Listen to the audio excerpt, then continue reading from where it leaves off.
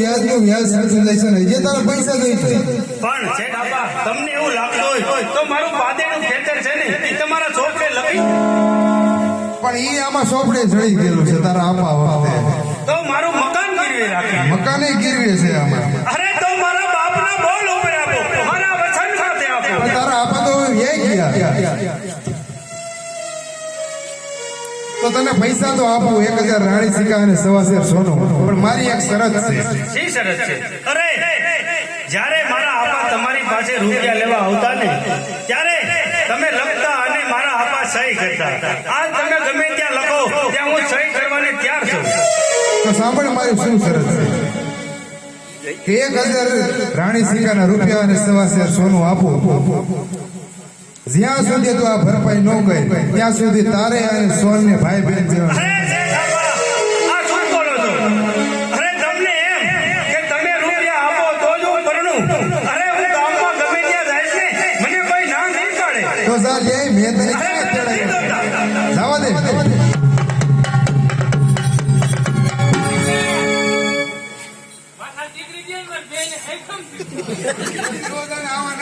હેલા જ આવે છે. હું કયું ડોક્ટર છું ઢોર નો?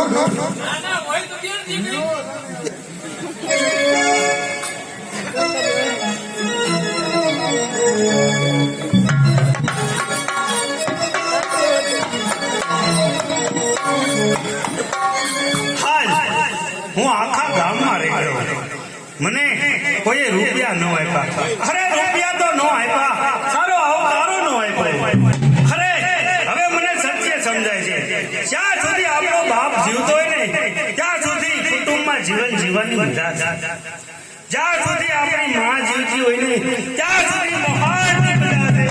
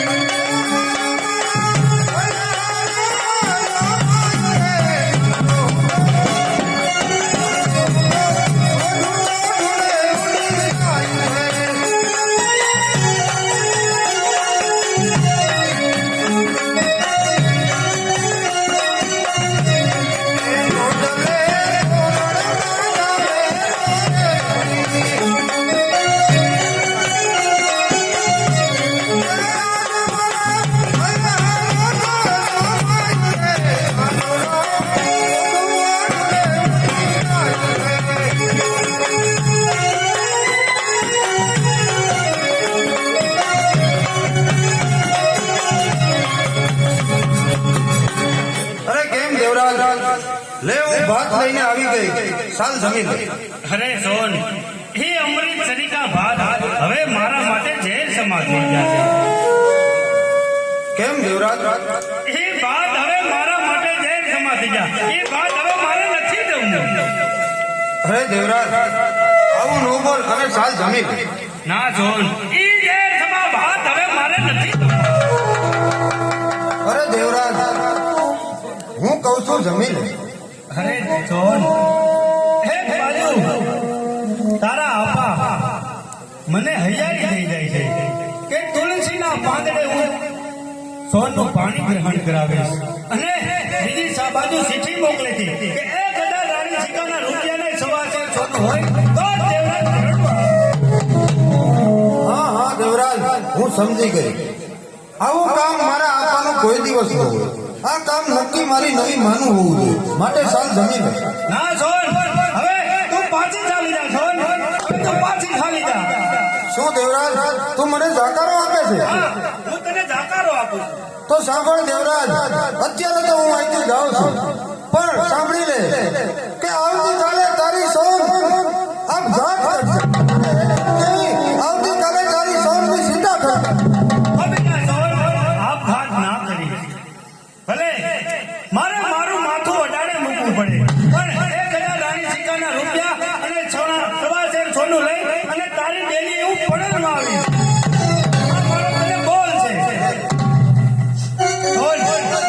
આમ તો જો એવો સાંગો હોય અને ચાંદો આપણને જોઈ રહ્યો છે જોર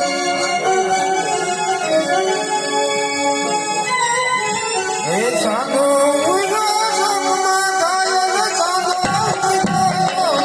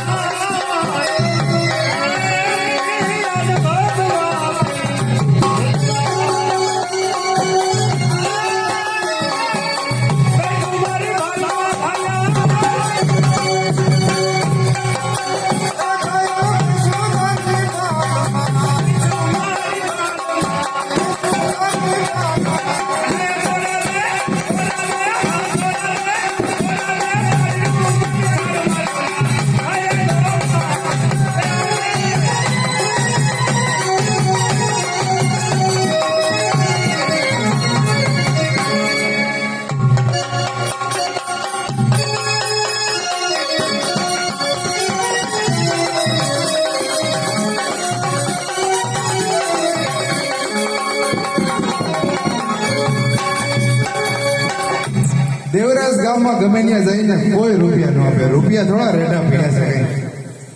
શેઠ આપા અરે દેવરાજ રૂપિયા લઈ આવ્યો તું? તમારી વાત સાચી છે મને ગામમાં કોઈએ રૂપિયા ન આપ્યા હવે તમે જ્યાં કહો ત્યાં હું સહી કરવાની માટે તૈયાર છું આ તો અડધી રાતે તું ડેલી કકડાઈને તો હું કામ કરું. તો મારી શરત છે એ તને મંજૂર છે ને? હા શેઠ આપા 1000 રાણી સિકારા રૂપિયા અને 1.25 સોનું આપું છું હું તને. તો તારે અને સોન ને ભાઈ બહેન નો સંબંધ ક્યાં સુધી પાછા ન આવે ત્યાં છે. અને કઈ સહી આપ. તો શેઠ આપા મને પૈસા આપી દો ચાલો મારી બેન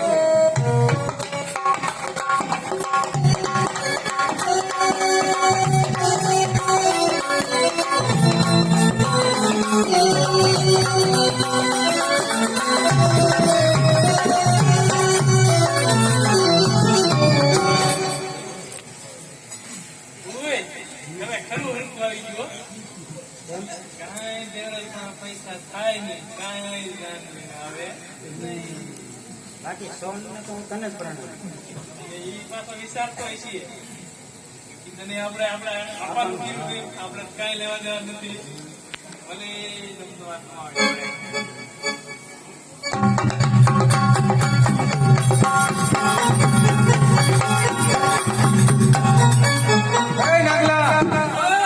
આ તું ને તારી ફૂઈ હું વાતું કરો કોઈને એમ કહેતો હતો કે હાલ તો આખા રીંગણાનું ભરેલા શાક થઈ જાય અને માંડવી નાખી.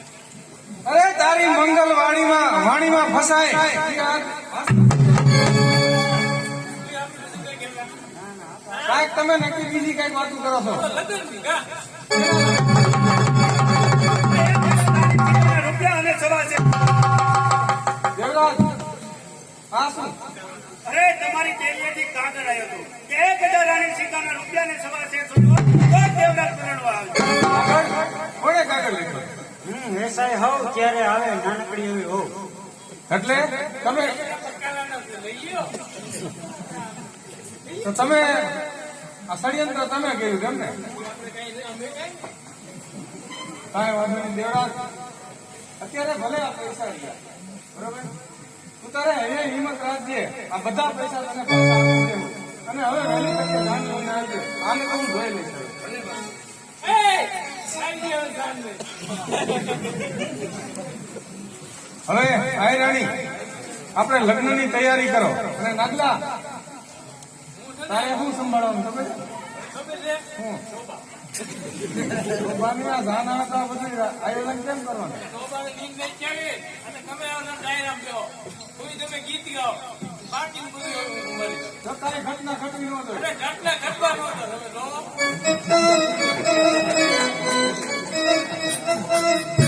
કોઈ આ નહીં. જવા દ્યો. ઘટના તો આપણે ઘટવા દેવાની નથી. ઘટવાની હોત તો ઘટી ગઈ. હાલો.